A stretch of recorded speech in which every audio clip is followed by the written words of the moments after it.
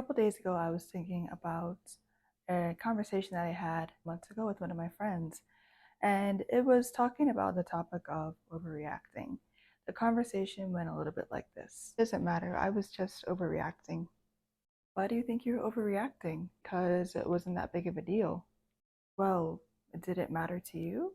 Okay, so let's imagine this.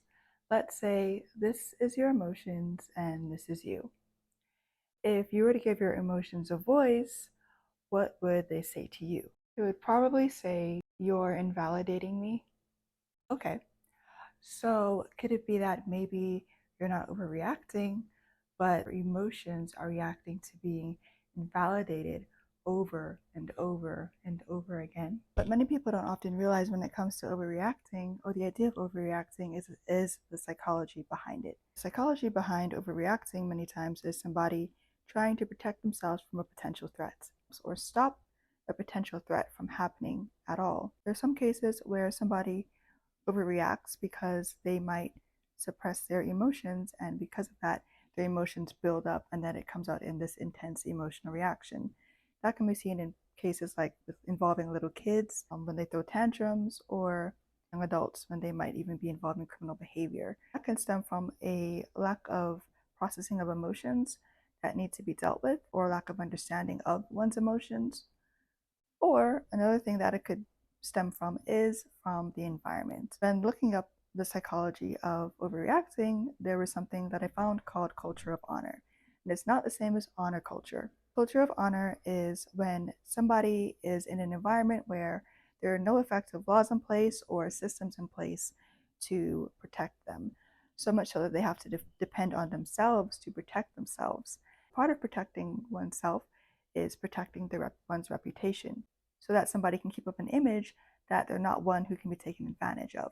Let's say we have person A and person B.